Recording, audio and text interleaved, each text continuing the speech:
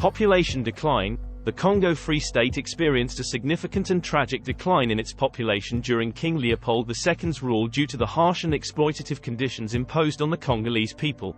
Forced labor. Leopold's regime relied heavily on forced labor, with millions of Congolese subjected to brutal working conditions in industries such as rubber extraction and mining.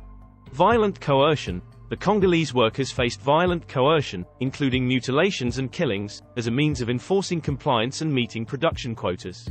Mutilation practices. One of the most horrifying aspects of Leopold's rule was the widespread use of mutilation, where hands were amputated as punishment for failing to meet rubber production targets. Forced collection of rubber. The rubber industry was a major source of exploitation, with the forced collection of rubber sap from vines in the jungle contributing to immense suffering among the Congolese population. Systematic abuse. The atrocities committed included systematic abuse, with beatings, rapes, and arbitrary killings being prevalent throughout the Congo Free State. Death toll. While the exact death toll is difficult to determine, estimates suggest that millions of Congolese lost their lives as a direct result of Leopold's brutal policies. International outcry. Reports of the atrocities sparked an international outcry, leading to increased scrutiny and condemnation from human rights activists, journalists, and foreign governments. Edmond Dean Morel's campaign. Journalist Edmond Dean Morel played a key role in exposing the atrocities through his campaign to raise awareness and advocate for reforms.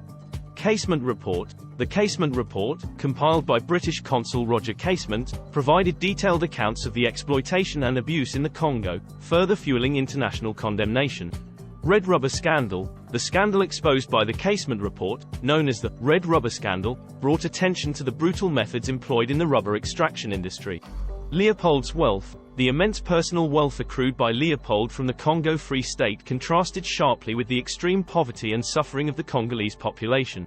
Human rights violations. The Congo Free State under Leopold II is cited as one of the most egregious examples of human rights violations during the colonial era. Philanthropic facade. Leopold attempted to present his rule as philanthropic, even creating the International Association for the Congo to disguise the exploitative nature of his activities. Limited reforms. Efforts to address the abuses were limited during Leopold's rule, despite international pressure. Genuine reforms only began after the Belgian government took control in 1908. Economic exploitation. The exploitation of the Congo's rich natural resources, including rubber and ivory, fueled the economic interests of Leopold and his European backers. Legacy of trauma. The atrocities committed in the Congo left a lasting legacy of trauma and social disruption, affecting generations of Congolese people. Historical revisionism.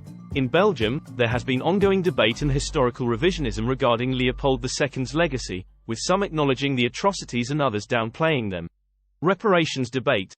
The issue of reparations for the descendants of those who suffered under Leopold's rule continues to be a topic of discussion, raising questions about historical accountability. Modern reflection. The historical atrocities in the Congo Free State serve as a stark reminder of the need for vigilance against exploitation, human rights abuses, and the consequences of unchecked power.